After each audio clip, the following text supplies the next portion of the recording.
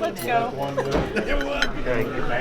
Family dinners. De Niro's the one that plays Carson. It's a cute little place down there. Well, maybe we could do breakfast in the morning. I just have so much stuff that I spread it around the whole house. You talk about life. Thank you.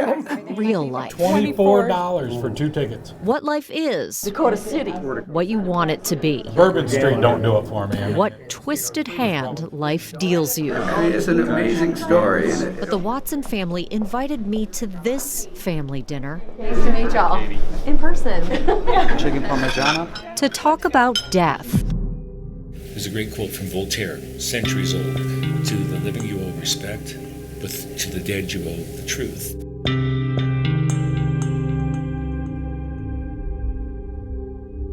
Murder, really. And so, it's like, why would you lie about that to us? Because the Watsons have lots of unanswered questions. How are they going to know that? What do you do with this? What kind of police work is that? Like who killed their daughter, sister, niece, friend, Nanette Krentel. The family of a North Shore woman found shot to death. Shot to death in a burned out home. The couple's Lacombe home. Wife of Covington area fire chief Found Steve shot in her burned home in July. And you think being the wife of the fire chief. Hey, this is Steve. Can you get a call as soon as you get this, please? A cell phone. Dad called and said, Kim, Nanette's dead. And I just, what? And just immediately started screaming, they killed her. Pretty much just like this. Fire chief's wife tragically dies in a fire, or so everyone thought. The fire was Friday. We arrived Monday. And as soon as we pulled up, I pulled Kim aside. I said, this ain't right. Nobody's even investigated this. We're in the preliminary stages. You're in Louisiana, you don't have basements. We're just trying to determine the area of origin. It's a single-story house. There's a number of scientific things that we have to do. You don't die in the fire in the middle of a day when you sleep normal hours. By the looks of this scene, it's going to take us several days to do There's that. just no reason for you not to get out.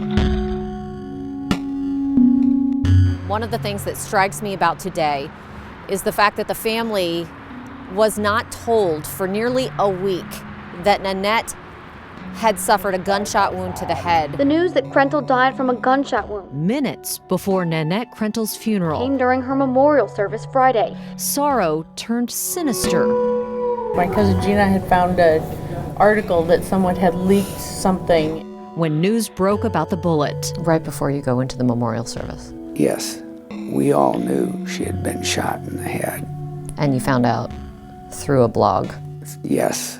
I immediately knew that she was killed. I apologize for not giving them the heads up before they got the information from the media.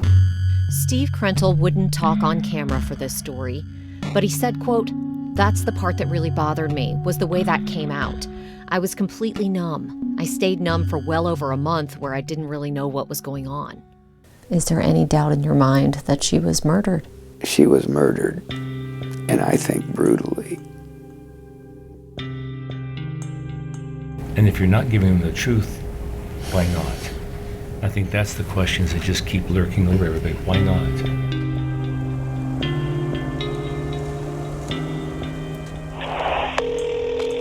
Sheriff Randy Smith. Hey, Detective Buckner. how you doing? Well, we're doing good. We're getting some information out to you guys. The night of my sister's memorial, Steve calls my brother and tells my brother that you are leaning towards suicide. I call you and I tell you that there is absolutely no way I would bet my only child that my sister would never shoot herself. And you tell me that women shoot themselves all the time. They shoot their children, they shoot their husbands, they can possibly shoot their pets. And so that's when I told you I did not trust you.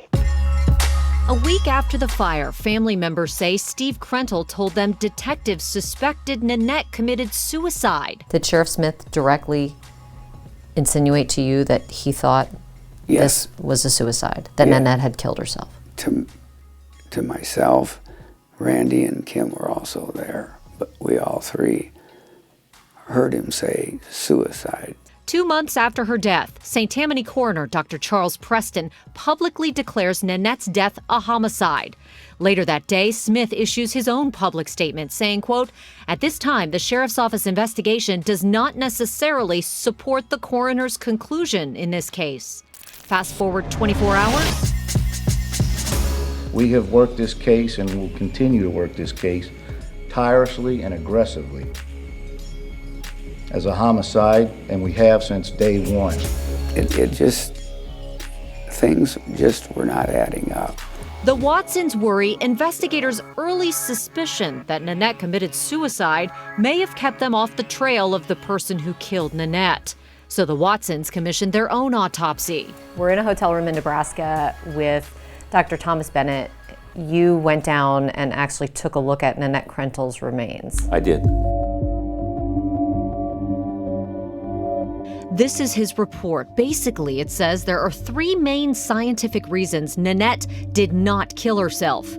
Death is not instantaneous. Death is a process.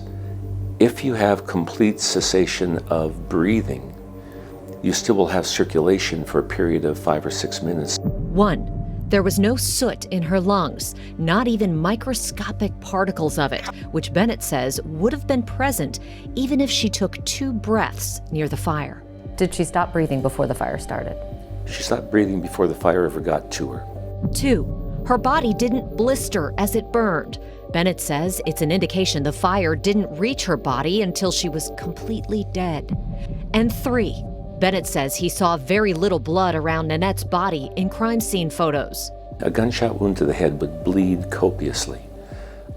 You would find a large area around this on the floor. With debris falling around, fires tend to burn up, so any of that blood that would be down there on the floor around her would be still present. But he didn't see it in the photos, and you don't see it here in this footage either. Meaning she could have been killed somewhere else, even hours before the fire, and her body moved to the master bathroom where she was found. We were able to conclude very easily that this was a homicide, not a suicide. Doug Johnson is a longtime homicide investigator in Iowa. He teaches classes on it, and he was with Dr. Bennett during their autopsy of Nanette's remains. What do you think about the possibility that she killed herself?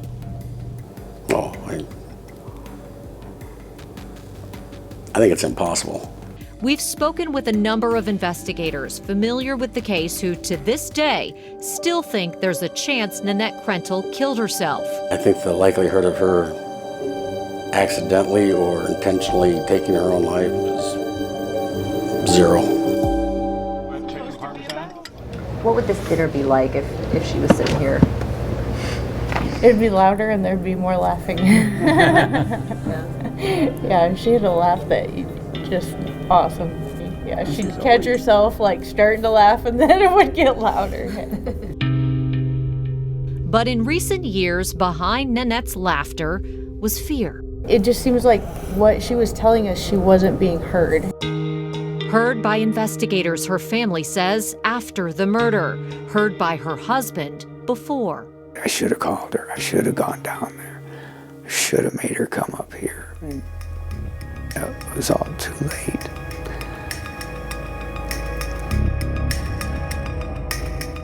You see, Nanette was afraid, to the point that she asked Steve to install extra security cameras around their Lacombe home.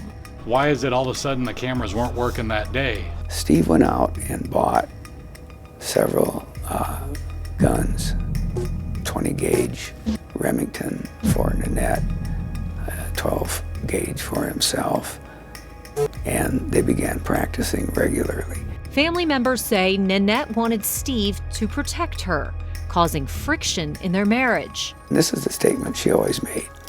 As long as I have my guns and the cameras and I'm at home, I'm safe.